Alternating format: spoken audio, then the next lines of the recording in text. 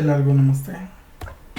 ನಾವು ಲಾಸ್ಟ್ ವಿಡಿಯೋದಲ್ಲಿ neat software ಒಳಗಡೆ ಡಾಟಾನ ಯಾವ ಥರ ಬ್ಯಾಕಪ್ ಮಾಡಬೇಕು ಮತ್ತು ರಿಸ್ಟೋರ್ ಮಾಡಬೇಕಂತ ತಿಳ್ಕೊಂಡಿದ್ವಿ. ಇವತ್ತು ಈ ವಿಡಿಯೋದಲ್ಲಿ ಬ್ಯಾಕಪ್ ಫೈಲ್ ನೇಮ್ ಕ್ರಿಯೇಟ್ ಆಗಿರ್ತಾವಲ್ಲ, ಈ ಫೈಲ್ ನೇಮ್ ಒಳಗಡೆ ಏನು ಇನ್ಫಾರ್ಮೇಷನ್ ಇರುತ್ತೆ ಅಂತ ಈ ವಿಡಿಯೋದಲ್ಲಿ ನಾವು ತಿಳ್ಕೊಳ್ಳೋಣ.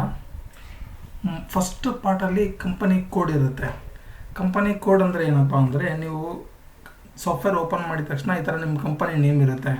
ಈ ಕಂಪನಿ ನೇಮ್ ಪಕ್ಕದಲ್ಲಿ ಕೋಡ್ ಇರುತ್ತೆ, ಇದೇ company code. Okay, second part ಒಳಗಡೆ ಫೈನಾನ್ಷಿಯಲ್ ಇಯರ್ ಇರುತ್ತೆ. ಯಾವ ಫೈನಾನ್ಷಿಯಲ್ ಇಯರ್ದು ಇದು ಬ್ಯಾಕಪ್ ತೊಗೊಂಡಿರೋದು ಅಂತ ಇಲ್ಲಿ ಫೈನಾನ್ಷಿಯಲ್ ಇಯರ್ ಇರುತ್ತೆ. ಥರ್ಡ್ ಪಾರ್ಟಲ್ಲಿ ಡೇಟ್ ಇರುತ್ತೆ. ಫಸ್ಟು ಡೇಟ್ ಇರುತ್ತೆ, ನೆಕ್ಸ್ಟ್ ಪಾರ್ಟಲ್ಲಿ ಮಂತ್ ಇರುತ್ತೆ, ಆಮೇಲೆ ಇಯರ್ ಇರುತ್ತೆ. ನೆಕ್ಸ್ಟ್ ಪಾರ್ಟಲ್ಲಿ ಏನಿರುತ್ತೆ ಅಂದರೆ ಟೈಮ್ ಇರುತ್ತೆ, ಯಾವ ಟೈಮಲ್ಲಿ ನೀವು ಫೈಲ್ನ ಬ್ಯಾಕಪ್ ಮಾಡಿರೋದು ಅಂತ. ಆಮೇಲೆ ಫೈನಲಿ ಏನಂದರೆ ನಿಮಗೆ ಫೈಲ್ ಎಕ್ಸ್ಟೆನ್ಷನ್ ಇರುತ್ತೆ.